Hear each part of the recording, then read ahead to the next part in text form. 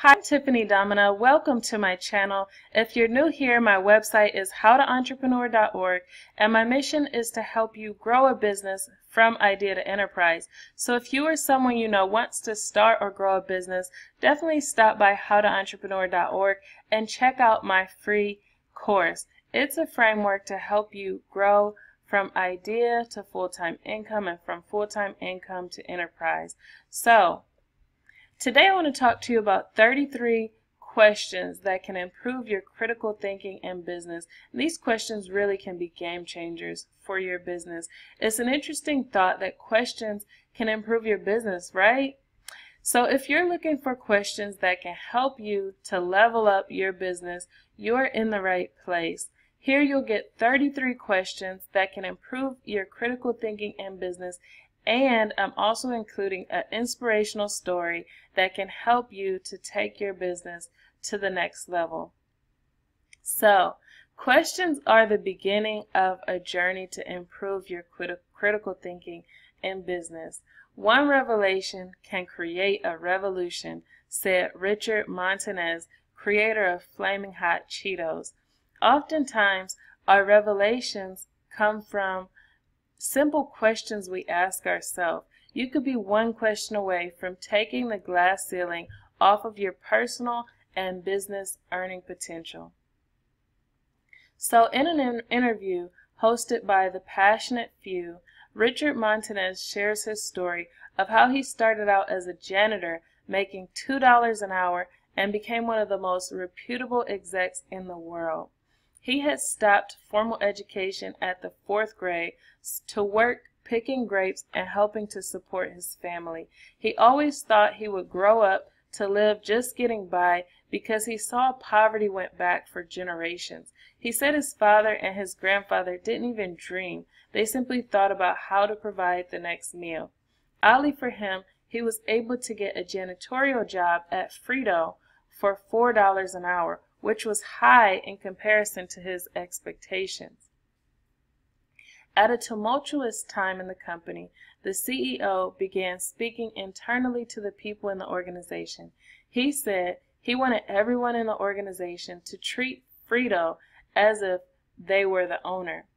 That statement, "treat Frito as if you were the owner," sparked a revolution in Montanez. As the janitor earning $4 an hour, he felt honored to be invited to act like an owner, and he took it really seriously. He started to ask himself questions like, how can I act like the owner? What does an owner do? And the revolution in his mind went rampant. He began to act like an owner. He went out with the sales team to look at the Frito-Lay product displays. Without knowing the terminology for it, he was doing market research. He noticed a competitive advantage that all of the other companies had over them. Frito didn't have chips that had varieties of seasoning options like their competitors.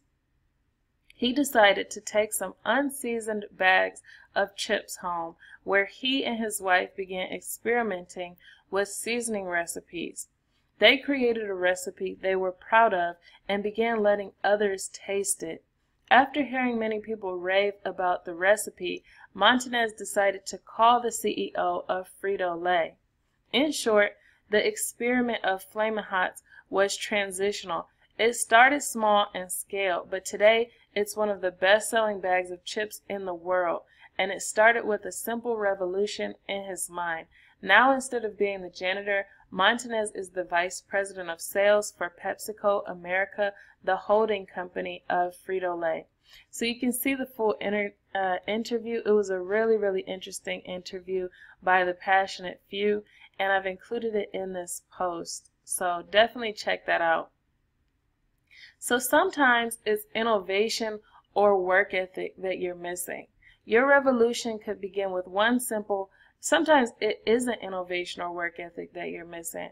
Your revolution could begin with one simple question. Montanez is not the only that believes in the power of one simple revelation. The most sought after business consultants across the world gain insight to help businesses scale and grow from asking the right questions. The right questions could help you to scale in massive ways. Oftentimes, people think they need capital, connections, or something else externally, but in fact, they need to be innovative or disciplined. When you listen to many entrepreneurs, most of them have to creatively overcome many challenges like having enough capital, having enough time, having enough connections, or having enough health. And unfortunately, they don't always overcome by getting lucky or having some infusion from outside as their miracle. Sometimes they have to sit down and ask themselves some tough questions, build their innovation muscle, and create results for themselves. So I've written 33 questions to spark the innovation in you and enable you to begin cracking the code to scaling your business. So these are the 33 questions to propel your business. Let's start with number 1. What is my quarterly metric for success? So entrepreneurs must have a clear metric that they're striving for. It could be a quantifiable metric for brand awareness. It could be a sales volume, profit margin, website traffic, conversion percentage, number of leads, size of email list, number of social media followers.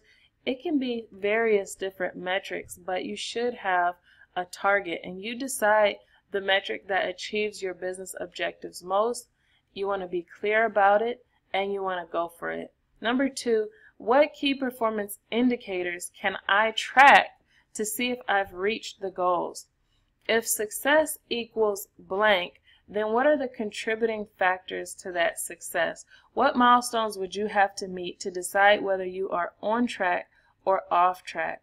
Key performance indicators are metrics you plan to use to quantify your success, and quantification is crucial. Number 3, who are some inspirational businesses that I can get ideas from?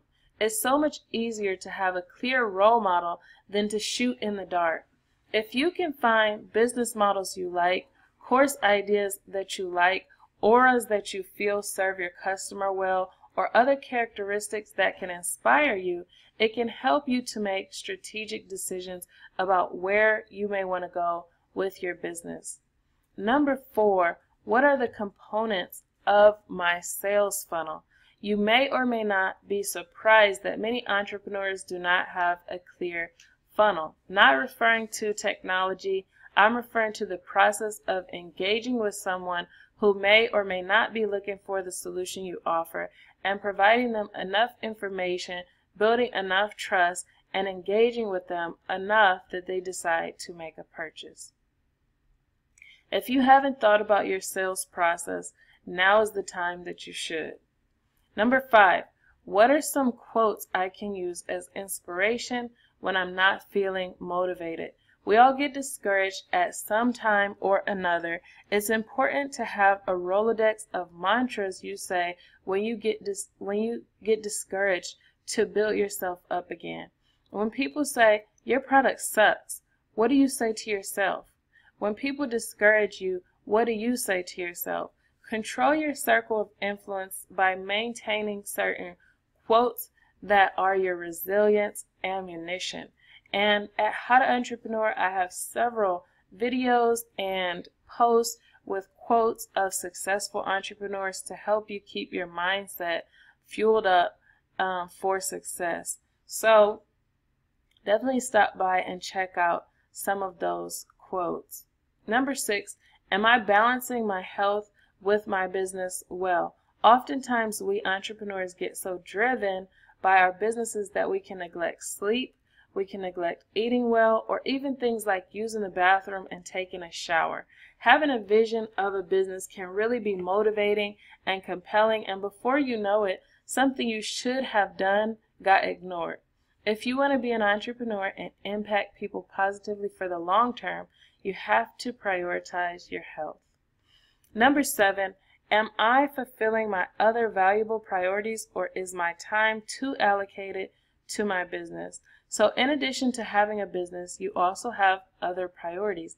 Entrepreneurship has meaning beyond the workplace and the work. Maybe you have a wife, children, a sister, brother, mom, dad, friends, a church, community organization, or otherwise. Unfortunately, our drive to work in our businesses can make us seemingly put everything else in the closet and throw away the key until it may be too late. So don't wait until you get divorce papers, the call someone is injured, or a bitter relationship before you nurture those as priorities. Number 8, have I created a system-based business where I can replace myself eventually, or have I created a job that has no value or operation unless I actively work? So creating a system-based business is the saving grace of entrepreneurs. It's not an overnight thing. It's something that you prototype and you continue to tweak and tweak until you've trained the business to operate independently. It takes some time, but if your business is reliant on you, it cannot be succeeded by others, and it becomes less valuable if you try to sell it. So add it on to the low value others may perceive in the market. A business that relies on you can become like a trap. You can't take days off, customer orders get behind when you can't keep up, your money stops and starts when you work, and it ends up being like you've created a job rather than a business. So even if you've created a job for yourself for today, you want to be building it to where it's becoming an independent entity for the tomorrow and years down the line. So it's best to be system focused and to start to work on building these prototypes and to get the 7 business systems that I talked about in my previous video, to get them built up so that you don't get caught up in the trap of the adolescent and infancy stages that I also talked about in a previous video. So number 9, am I stuck in the infancy or adolescent business stages? And if so, why? So this was a video that I did today on the 2 most common small business growth stages where entrepreneurs get stuck. And I talked about how the adolescent and the infancy stages are the 2 most common places for entrepreneurs to get stuck. So as a result, they're not able to build the businesses that serve the potential audiences that it could. So definitely check out that video because I talk about not only what the stages are, but also how to transcend those stages so that you don't get stuck in them. So that's another question to ask yourself. Am I stuck in the infancy or adolescent business stages? And if so, why?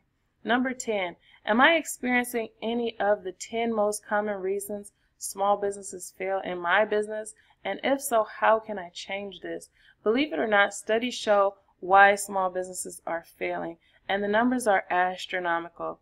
If you haven't looked at my video on the 10 most common reasons they're failing or stopped by and checked out the post, you should definitely follow the link in the description box to this article and all of the resources here. The links are clickable within the article. So anything that I'm talking about that sounds interesting to you, as if it's linked in the article, click it and go and read more. But it's easier than you think to fall into the traps that leads to failure. But if you learn and apply knowledge, you can set yourself apart. So check out the reasons that people fail in business and learn how to avoid those reasons. Learn how to develop the skills so that you don't get caught up in those situations. Number 11, have I begun job prototyping? So to avoid getting stuck in the infancy or adolescent stages, you have to learn how to delegate rather than abdicate. It's too common for small business owners to hire, then they just hand over the job and they say, oh, I hated that anyway, and they don't want to share the responsibility or hold accountability, and they just kind of want to leave it alone. So on the other side of the spectrum, the small business owner feels like they're the only one who can do the job, so they constantly get in the way.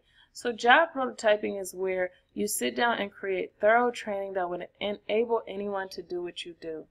Very successful businesses master job prototyping, and they're able to scale and grow companies that can scale very large. And the reason is because they create a prototype, then they move into the next job. They create a prototype and they continue to move. Without a good prototyping practice, you wind up with inefficient scaling practices, or you end up by yourself. Number 12, do I have a clear client fulfillment system that enables my clients' expectations to be met, whether I deliver the service or the product or not? So the client fulfillment system is one system of the 7 systems that all businesses should have. And that's also another video that I've done. So if you want a long-standing business, you should definitely check out that video or stop by. Again, the links are in this article, and you can visit that and read more about the 7 systems that all businesses should have. So you have to take time off. You have to have some freedom and still be able to balance the impact the service you offer makes to the community. So putting systems in place allows you to be effective, but still enables you to be an individual separate from the business. So look at a business system like the U.S. government, like McDonald's, or like Walmart. They are built well enough that the leaders can lead the organization but still deliver comparable results to their citizens and customers. So, number 13, how can I create instructions clear enough that others can be trained to deliver my products and services to exceed my customer expectations without me? Entrepreneurs are heroes of the economy. We are movers, shakers, and action takers, but we get overwhelmed too. And when we are unable to separate ourselves to work on the business rather than in the business, when we cannot maintain a sense of balance between personal time and business time, or when we are so busy doing that we can't figure out how to lead, it gets overwhelming. To avoid the overwhelm, it's important to create crystal clear instructions that enables others to be successful doing what we do. The system can enable us the freedom we originally desired when we chose to become entrepreneurs. So number 14, how will I handle it when I get excess of customers? So don't wait until the supply and demand is imbalanced to create the systems. Plan early. When you're building a business, consider how you can scale seamlessly, what positions you may need, what dollar amounts and expense ratio will enable you to hire effectively, and so on. Number 15, do I have a blueprint to scale my business? Builders need blueprints. Scientists need blueprints. Heck, as hard as everyone describes rocket science to be, you'd think the IQs would be too high to need a blueprint. But even rocket scientists need a blueprint. Entrepreneurs also need a blueprint, something that says this is what we're trying to make, these are the necessary pieces and parts, these are the skills and expertises we'll need on board, and so on. So if you don't have a blueprint, make your blueprint now. And I have the details in a separate article that I have here on How to Entrepreneur, so stop by and check out these resources. Number 16, do I have a written organization chart that forecasts the necessary positions to operate my business at optimal levels of success? So the organization chart tells what positions are needed and who reports to who. Confusion in leadership and poor planning can cause major setbacks in organizations. Creating an organization can enable you to forecast the organizational structure, or creating an organizational chart can enable you to forecast the structure before a bottleneck. Number 17, how can I create sufficient operating instructions to take my business operations and duplicate them hundreds or thousands of times to get the same quality standard for my customers? So even if you have no plans to sell franchise licensing to your business, it's still helpful to look at how they've created the business prototype and enable others to buy instructions to run a successful business. Take a franchise like McDonald's, for example. They have enabled millions of people with no business experience to have a job and generate money. Each franchise generates an average of $2.5 million in annual revenues. The franchisor gets 15%. Over 68 million people are fed by McDonald's per day, and billions of dollars in wages are paid out every year. So if you can create operating instructions to take your business and operations and duplicate them over and over and over again and maintain the quality for customers, you can create jobs for lots of people. You can create solutions for lots of people. You can really create a huge influence and impact. Number 18, how many people do I want to impact with my business? What's your vision for your business? What's your purpose for running a business? I have resources here to help you to create the purpose and the vision for your business. So if you don't have a clear end goal, then you tend to focus on day-to-day tactics. You'll think about how to do tactics better than how to achieve the big picture goals.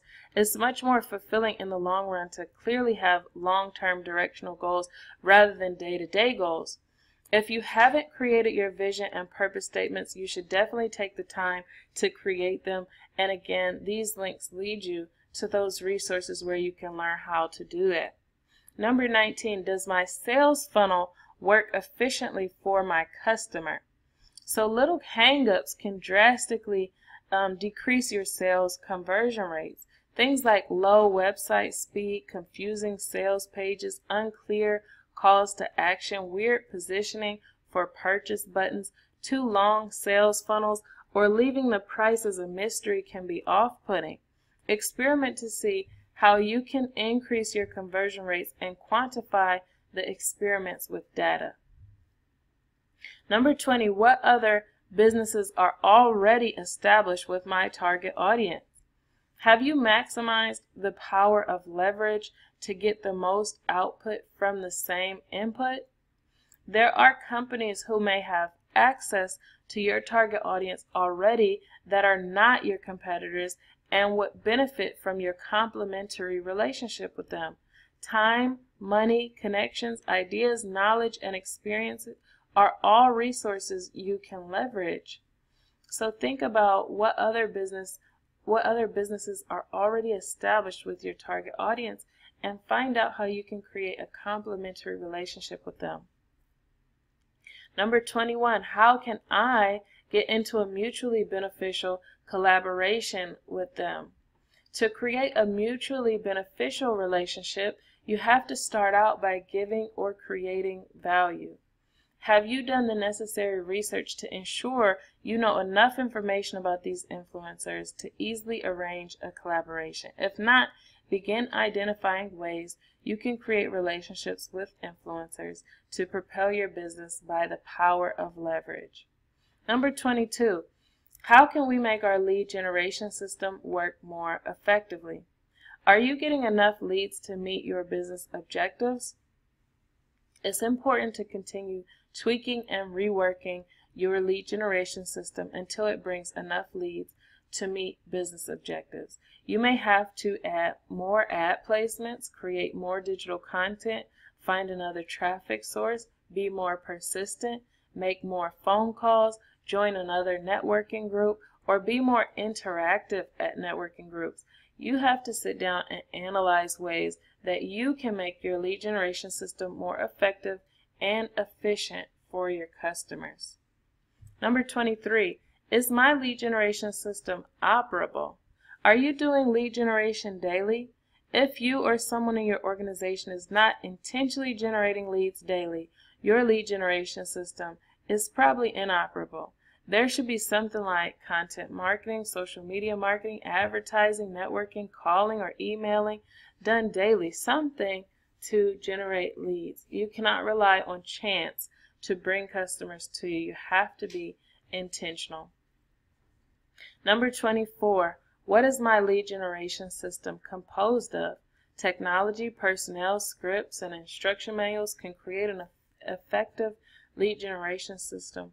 Do you have technology to help you drive leads? Decide on the components of a lead generation system that can allow you to effectively grow the business you've envisioned.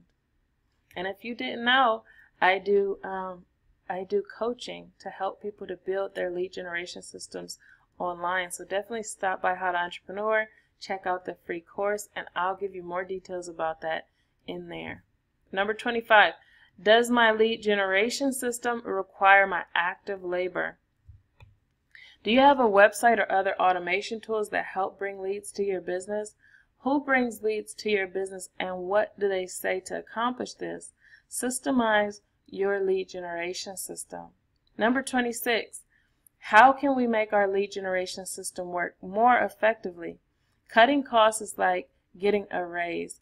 Cutting time is like getting off early. And cutting stress levels is like extending your life. Efficiency can add tremendous value to your business. If your lead generation system is inefficient, it can take you too long to accomplish, which can disable the execution. It can cost too much to maintain, or it can be too painstaking for your customers and lower conversions. Decide whether your lead generation system could operate more efficiently. Number 27, what is my lead conversion system composed of? Do you use website opt-ins, webinars, seminars, physical location, one-on-one interaction, or how do you convert leads into customers?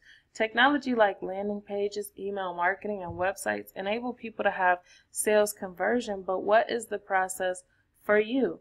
Decide what tools you use to convert buyers and what works best for you. Number 28, how can we make our lead conversion system more effective?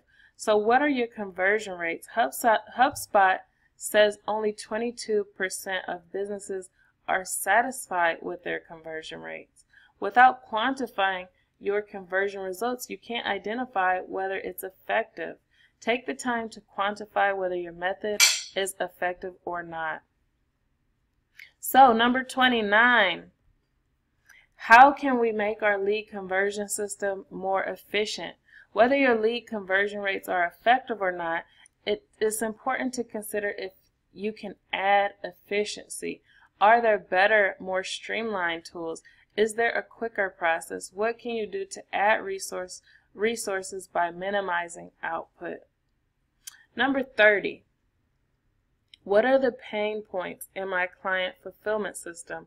Customer journey mapping is a process that helps entrepreneurs to think about the client fulfillment process from a different vantage point. You write the pain points in the journey and brainstorm how to alleviate those pain points. So if you haven't done a customer journey map, you should consider doing one now. And I have a post here at How to Entrepreneur with details for how to do customer journey mapping. Number 31, who would be able to offer highly relevant referrals? There are 3 ways to increase referrals. Increase cold leads, people who you don't know, increase sales opportunities with customers, people you do know, or ask people you know who they know. Asking people you know who they know can give many great opportunities for you in your business. Usually when you ask people for their connections, then the leads are warmer and more relevant. So now, number 32, where are my most relevant growth opportunities? So it's so easy for us to look at something or someone and identify areas where they can grow, but we often don't take the time to consider these things for our own businesses. With a plan, you can see space on one side or the other that enables it to grow. You can see that it needs fertilizer or water. If your business is the plant, what would be the areas where it could grow? So number 33, what new products can we sell to existing customers? As entrepreneurs, we are solution innovators, and sometimes we can be too focused on offering our solution to a wider audience rather than offering more solutions to the existing audience. It's much easier to sell to people who already trust you. If someone is at Chick-fil-A and they've already bought a burger and fries, it's much easier to get them to buy a drink than to get a new person from off of the street to buy one, right? So rethink your upsell opportunities and your product catalog to decide if you have opportunities to offer more solutions to people who already patronize your business. So I've also compiled a playlist about the power of asking questions and practicing critical thinking in business. So if you're interested in learning more about the power of asking questions and practicing critical thinking in business, then definitely stop by and check out this playlist I've created on this post. So, as some final words, my goal for this video was to inspire you to grow in innovation. Sometimes it's not an external resource that's needed to take a business from ground zero upward. Work ethic and innovation are also necessary resources for business success. So if you'd like to start or scale a business, definitely stop by and check out the free e-course. Again, it's a framework to grow your business from idea to full-time income and from full-time income to enterprise. So you can check out the free e-course by going to the bottom of each post or in the top menu at How to Entrepreneur. Now it's your turn. What questions help to spark innovation for you in your business? How did the probing help you? What results have you seen from asking simple questions? Leave your questions, your comments, and your feedback below. I love to hear from you. And so that's all I have for this video. I know this was quite a lot of information, but I'm hoping these 33 questions can really help to propel your business forward. You may have to go back and review this video or even stop by and check out this article so you can make sure to really go through the questions and to really probe yourself and not just to consume this content. It's important that you take action on these things that I mentioned in the video. So if this was helpful for you, please leave a thumbs up. And also, if you would like to see more content like this where I do product and service reviews, as well as videos like this where it's growth strategies to help you grow your business from idea to enterprise, then subscribe to this channel and click the bell icon so you can get notified of upcoming videos. So that's all I have for this video, and I really hope to see you in the next one. Have a great day. Bye.